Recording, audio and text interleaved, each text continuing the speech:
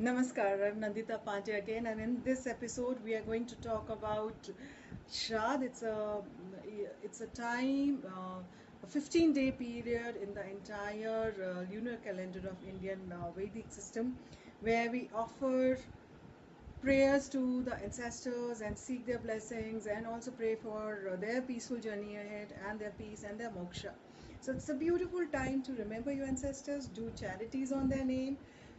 Also, because when you pray and meditate a little, so the moment you meditate and you send healing energies to them, it really, really makes a lot of difference, because then those energies are channelized to their soul spirit, and then as the soul spirits moves on further on to the higher platforms of soul enlightenment, it brings in a lot of relief to the departed soul. So that is what is the most important thing that you can do during the Shraddh period. Spiritually speaking, I've already said what you can do a lot of charity, meditate, and bless each of them. But apart from that, the Shraddh is also a period when individually every tithi has its own importance, and what can be done during those tithis are also discussed, and I would be discussing them. But why is Shraddh done? That's the most important thing. So, according to the Hindu mythology and according to the Garud Purana, the soul takes once the soul passes off, and Atma is always pure, and the essence is pure, and it goes up. But then there is a journey period that it has to go through. So the first 13 days are a period when it tries to the it starts its journey towards Yampuri, and then from it takes around 17 days to reach there. The soul travels through this Yampuri for another 11 months, and by the time it comes down to the 12th month, then it reaches to the court of Yamraj, and there the statistics are worked upon: what good you have done, what bad you have done, what kind of karmas you had incorporated during this lifetime, and what are the punishment, what are the blessings that you should be given. So that happens, but during this period of 11 months, it has no access to any kind of food and water. So when you offer Shraddh to your departed souls, you help them in it is like a it's a ritual where one says that these energies go to them, and it helps them in their further journey ahead. So it's a very important time when you actually quench their thirst, you feed them in their own way, and it helps them in their eternal journey ahead. So one it's very important. It's not only for the first 12 months. If you continue to do that, because one doesn't really know how long the soul is going to take to actually reach the higher realms. So the more you pray for them, the more you bless them, the more energies you send them, the better their state, and the more blessings you get back in return also. That's a very important thing.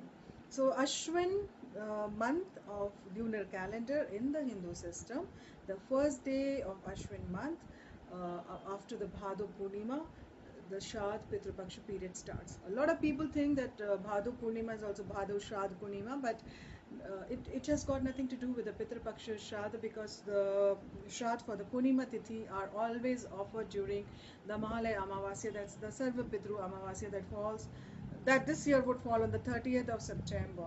So this is about what it is, and then how it is done. Why Shraddh was done, I spoke, but how to do that. So it's a very simple thing. Like I said, you can meditate, you can seek their blessings, you can pray for them.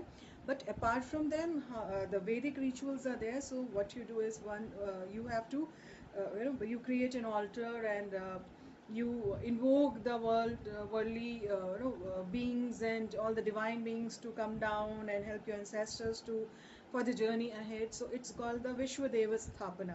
So that you do, and then there is another important thing that one does is the Pindadan.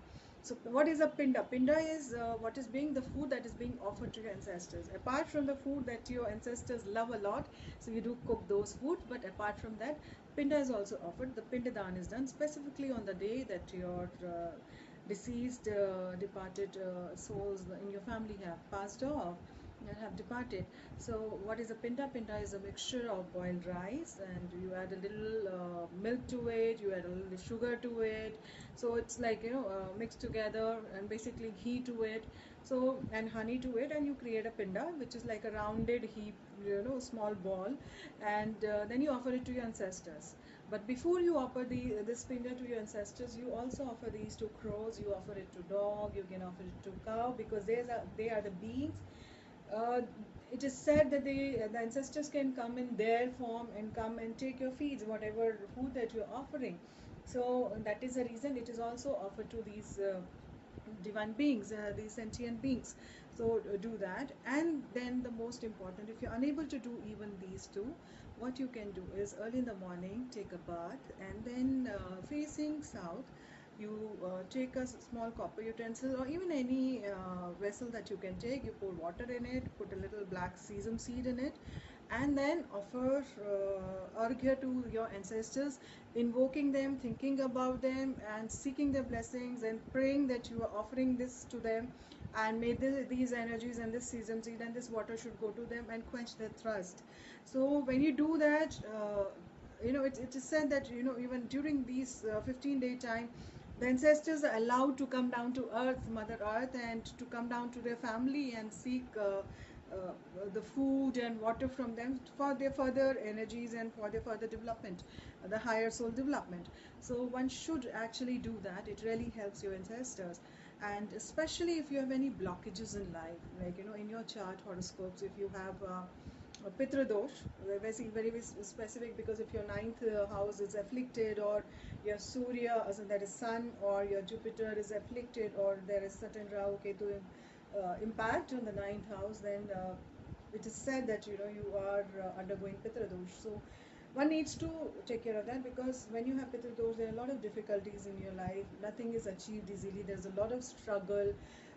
Unhappiness comes in, especially during the festivals or any happy occasions. There'll be fights in the family. Then relationship issues will come in. Issues related to children will crop up. So these are the things that come through because when one faces Pitra dosha. So when you meditate, you bless them. It really helps them in expiating their karmas. They move forward in their life to the higher realms, and they bless you back in return because they were stuck somewhere in between, and you have helped them grow up and move forward into a higher platform. So that's about it. And then very very important is, like as I said, 17 the Shraddhas are starting, and every day has its own importance. So primarily there are 15 Shraddhas. This year third and fourth Shraddha are mixing together because fourth Tithi, the Chaturthi Tithi, is a Kshay Tithi. So 17th is the first Shraddh. First Shraddh is also offered for your Nana Nani, that is your maternal side of grandparents. If you want to offer Shraddh for them, you can do it on this day. So that is done. That is the Pratibha Tithi, and especially if your parents or your ancestors or the departed souls have departed on the first Tithi, the Pratipada Tithi of the Krishna Paksha or the Shukla Paksha, then you can offer the Shraddh on this day. Then comes the Dvitiya Tithi. Dvitiya Tithi, if your ancestors have passed off on this day, you should offer Shraddh on this day. Tritiya and Chaturthi, as I said, are periods like, if your parents have or your ancestors have passed off on this day, you should offer Shraddh on this Tithi. However, in this year, 19th is Tritiya and Chaturthi Tithi both together. So keep that in mind. 20th September is the Mahabharni Shraddh. What is a Mahabharni Shraddh? When Bharni Nakshatra falls during the Shraddh period, it is called the Mahabharni Shraddh. It is on the Panchami Tithi, which is also called as Kuwara Panchami Shraddh. Why Kuwara Panchami Shraddh? Kuwara Panchami Shraddh means any person who who was an adult and died unmarried, their Shraddh is done on this day.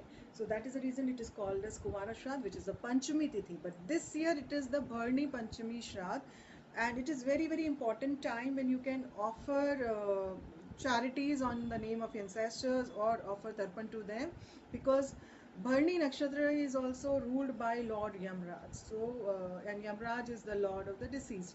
So, it is very, very important if you can do it on this day.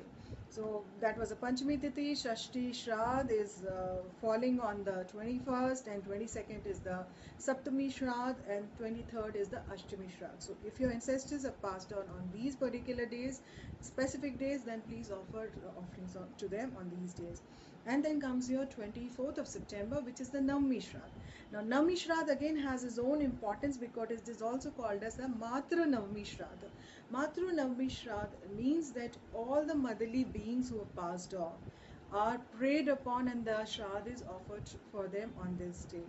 So this is a particular day when you can offer charities and Shraddh on the name of the female ancestors. And then Dashmi Shraddh falls on the 25th, and Ekadashi is on the 26th, and on the 27th is the Dwadashi Shraddh.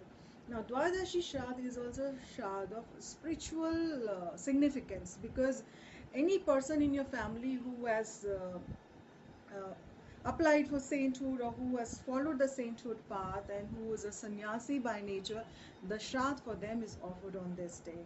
So that is also because, and that is the reason the Dwadashi Shraddh is also called as the sannyasi Shraddh, and the Trayodashi Shraddh. Now this year the Trayodashi Tithi is falling on the 28th of September, and this is a very very significant time, because Magha Nakshatra is falling on the Trayodashi Tithi, and that is the reason we call it Magha Trayodashi Shraddh, which is basically Trayodashi Tithi is a day which is ruled by the ancestors, the Pitras.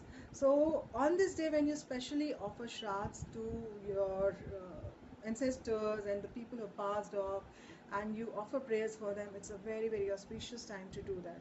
And when you do that, a lot of blessings come back to you also. Magha Nakshatra, there's another importance on the 28th. We'll talk about it because it is forming a very, very important yoga, but I'll come down to that once I finish this. On the 29th is your Chaturdashi Shraddha. On Chaturdashi Tithi, if somebody is departed or has had a normal death, we don't offer Shraddhs to them on this day.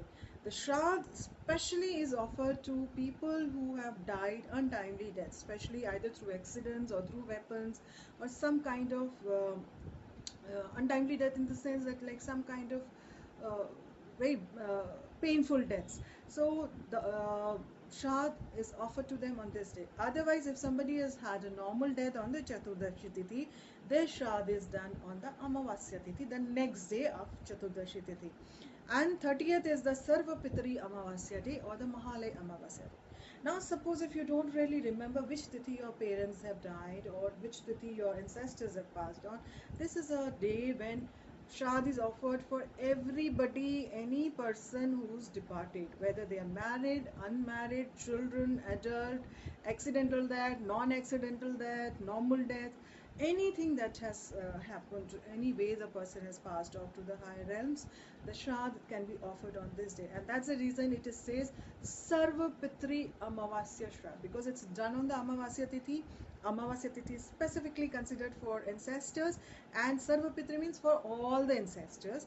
The Amavasya Tithi is falling on this day, and that's the reason the Shraddh is offered for everybody. So if you don't want to follow the Shraddh days and you don't remember, do it on the Amavasya day. It's a beautiful, beautiful time to offer prayers for them. Also, if anybody's died on Punima day, then also the prayers are offered on this day. Now, I was talking about the Magha Trayodashi Tithi. Now, what happens when it is what yoga it is forming? So this year there is a beautiful yoga which is called the Gachaya Yoga. Now, Gachaya Yoga is a very highly auspicious yoga considered for Shraddh related charities and Tarpan. So on the 28th of September, the sun is transiting through the Hasta Nakshatra, and it generally does it once a year and simultaneously, and especially during, mostly generally it is the time of the Pitru Paksha that this happens. And when the sun is transiting the Hasta Nakshatra and the moon transit, in the Magha Nakshatra. So, and especially if it is a Trayodashi Tithi of the Pitru Paksha, then this yoga is formed, Gajchaya Yoga. It's a very highly auspicious yoga for Shraddh related tarpans and charities. So you can offer your prayers on this time also. And the time, and this year it is falling twice. One is on the Trayodashi, the Magha Trayodashi, and also during the Amavasya, when the sun and the moon both are in the Hasta Nakshatra, then also this particular yoga is formed, the Gachaya Yoga, and that is the reason it again has a very very important aspect during this time. So one should really this Amavasya, one should really do some charity on your ancestors' land. Do that and you will see the results in coming time. Now, what are the timings that you can do on the Trayodashi Tithi? The Trayodashi Tithi, the Gachaya Yoga is starting from 1:33 a.m. in the morning, and it is continuing till 5:25 p.m. in the evening. This is the Delhi time I'm talking about. Now, whenever these Gachaya Yoga is falling during the daytime, when you offer prayers during the daytime, it's a beautiful time and it has a significance. But during the night time, it doesn't really have that kind of a significance. So on Trayodashi Tithi, it is falling during the daytime, but on the Amavasya Gachaya Yoga, it is starting from 9:27 p.m. and it is continuing till 5:41 a.m. So early morning times, you can actually offer prayers for your ancestors during this time. So this was all about Shraddha, what all you can do, and what are the basic requisites that can be do that can you do on during these days. So when you follow this, and especially when you are doing Shraddha thing, you should do it at Kutub Muhurat or Rohin Muhurat. And once the Apahana Kal passes away, the Shraddha is then there is no significance of the Shraddha. So generally the Aparan Kal is passing off around 3:30 almost on every day. So just try to do it before that, and especially around 11:30, 11:40 onwards till 3:30 is a very good time to offer Shraddhs to your ancestors. Do that, as I said, do prayers for them, meditate on them, meditate on the divine soul. Say that from the point, from the heart of God, where the love for humanity exists, I seek the energies and blessings, and I send these to my ancestors. That may they be blessed with peace, with love, with light. May they reach the enlightened path, and may they attain enlightenment. When you do that, it's a beautiful way to to express your feelings, to pass on the energies, the divine energies which you're invoking, which is coming through you and going through your hands to them, and it goes to them, it helps them in expiating their karma, moving on in their lives, and in return they bless you back. So and that's the reason these 15 days specifically are only dedicated for praying for your ancestors. No other auspicious activity is done, because one gets distracted. Only prayers to the ancestors are offered, and it is said that during these days ancestors do come down on the earth and seek energies from their family members, thinking that somebody will offer them food or somebody would offer them water to quench their thirst, to quench their uh, that heat in the body, in the soul body, and then expiate them of that karma. So do that and enjoy the way, the process it can be done. Do it with a lot of faith, and I hope and I pray to for you all that may God bless you with a lot of divine energies, a lot of blessings. God bless.